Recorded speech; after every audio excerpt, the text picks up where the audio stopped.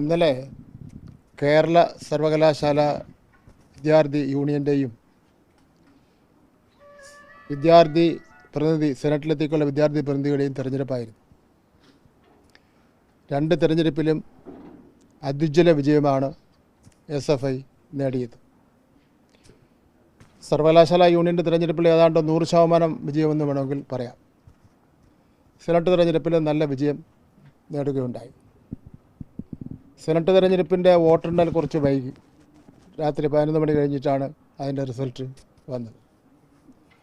തെരഞ്ഞെടുപ്പ് കഴിഞ്ഞതിന് ശേഷം പ്രകടനമായി SFI വിദ്യാർത്ഥികൾ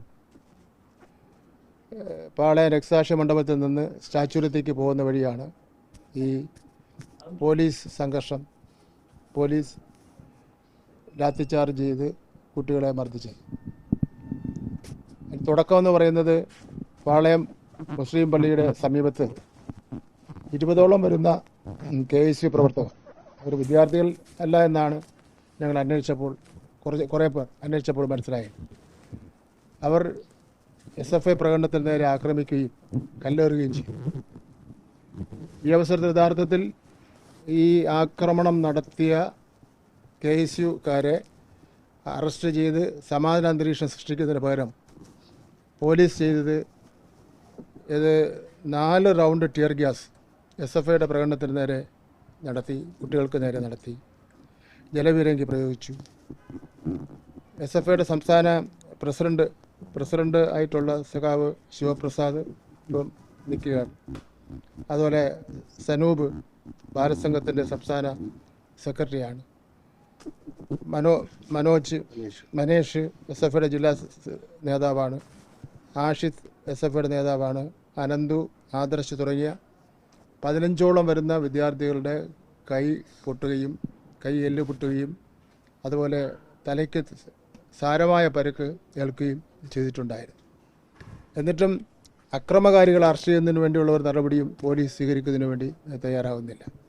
പ്രകടമായി തന്നെ ഈ അക്രമം നടത്തിയവരെ സംരക്ഷിക്കുന്ന നിലപാടാണ് പോലീസ് സ്വീകരിക്കുന്നതിന് വേണ്ടി തീരുമാനിച്ചത്. ഏറ്റവും രസകരമായ കാര്യം, 11 SFIക്കാരുടെ പേരിൽ പൊതുമുതൽ നശീകരണ നിയമം അനുസരിച്ച് കേസെടുക്കുന്നതിന് വേണ്ടി തയ്യാറായിരിക്കുകയാണ്. എന്നാൽ ആക്രമണം നടത്തിയ KSUക്കാരുടെ പേരിൽ ഒരു കേസ് എടുക്കുന്നതിന് വേണ്ടി തയ്യാറായിട്ടില്ല. ഇത് തുടക്കത്തിലെ തന്നെ നമുക്ക് പോലീസിൻ്റെ ഒരു നയം വ്യക്തമാക്കുന്ന കാര്യമാണ്. ഇത് ഒരു കാരണവശാൽ അംഗീകരിക്കപ്പെടാൻ വേണ്ടി കഴിയുന്ന കാര്യമല്ല. SFI പ്രവർത്തകരെ ആക്രമിക്കുക, അവരുടെ പേരിൽ കേസെടുക്കുക, എന്നിട്ട് SFI ആക്രമണം അഴിച്ചുവിടുകയാണ് എന്ന് പറയുക, ഇത് ഒരു കാരണവശാൽ അംഗീകരിക്കാൻ വേണ്ടി കഴിയുന്ന കാര്യമല്ല. ആക്രമണം നടത്തിയവരുടെ പേരിൽ കേസെടുക്കുന്നതിന് വേണ്ടി പോലീസ് തയ്യാറാവണം.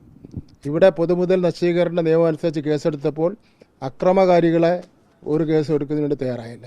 എന്ന് മാത്രമല്ല, ഒരു കാരണവും കൂടാതെ SFIയുടെ സംസ്ഥാന പ്രസിഡന്റ് അടക്കമുള്ള നേതാക്കന്മാരെ വളരെ ഗുരുതരമായി ഭീകരമായി ഇന്നലെ മർദ്ദിച്ച പോലീസുകാരുടെ പേരിൽ നടപടി സ്വീകരിക്കുന്നതിന് വേണ്ടി തയ്യാറാവണം എന്നുള്ളതാണ് പ്രശ്നത്തിൻ്റെ പരിഹാരമാർഗ്ഗം എന്നുള്ള നിലയിൽ നിർദ്ദേശിക്കാനുള്ളത്.